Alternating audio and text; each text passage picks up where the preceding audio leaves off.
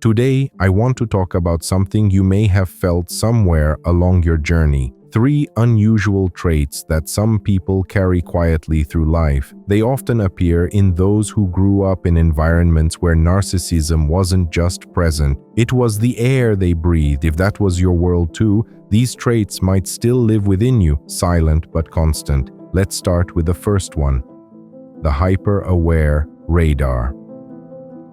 Children raised in narcissistic homes learn to scan their surroundings, not out of curiosity, but survival. They can sense a storm from the sound of a closing door, predict tension from a parent's silence, and read danger in the smallest change of tone or facial expression. Their minds are never truly at rest, always alert, always decoding. They're not just aware, they're pre-aware. The upside? A sixth sense that feels almost psychic. They can feel bad energy before it even arrives. The downside? Constant exhaustion. A brain that never turns off becomes a battlefield. It's like a phone running 40 apps at once, warm, drained, and never fully recharged.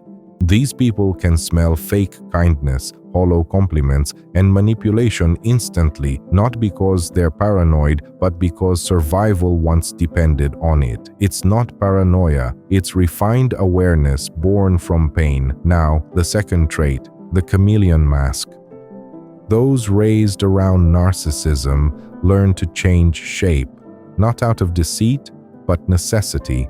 For one parent, they became the obedient angel. For the other, the perfect achiever. And slowly, they learned that their true self wasn't welcome. So, they built masks, smiles, silence, adaptability. From the outside, they seem perfect, confident, friendly, composed. But inside, a quiet question echoes. Who am I when no one's watching?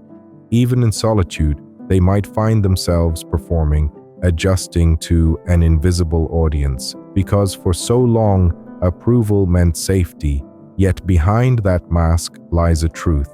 You learned to hide in order to survive. Now you must unlearn it to truly live. And then comes the third trait, the survival work ethic.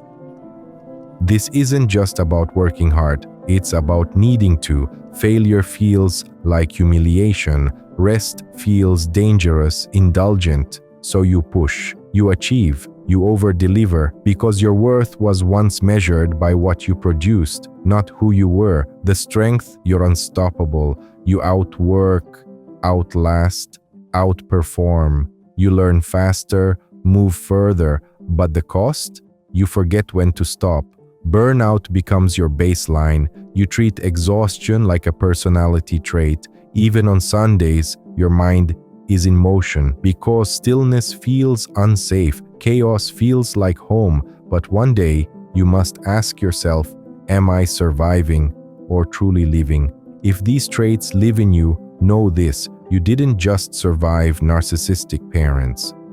You graduated from psychological warfare with a toolkit of intuition, adaptability, and strength that most people could never buy. You are not broken. You are built, forged in fire, yet still capable of softness. So when someone underestimates you, remember, you've thrived in storms they couldn't even imagine. What feels like struggle to them feels like ordinary weather to you. You no longer need to prove your worth. Your existence is the proof. Learn to set boundaries, not out of fear, but as an act of peace. Because that peace isn't a reward from someone else, it's a kingdom you've reclaimed for yourself. Keep protecting it. Because what you're doing now is something most people are too afraid to try. You're finally living as your truest self. And this is where your healing truly begins. These 3 traits, your awareness, your adaptability, your drive, aren't curses. They're tools. When guided with mindfulness, they can transform from survival mechanisms into the foundation of your strength and purpose. Your hyper-awareness becomes empathy. Your chameleon mask becomes emotional intelligence. Your survival work ethic becomes creativity and mastery. So don't fight these parts of you. Understand them, refine them, and let them serve your peace instead of your fear. You're not just a survivor, you are evolution in human form. Proof that from pain, consciousness can bloom.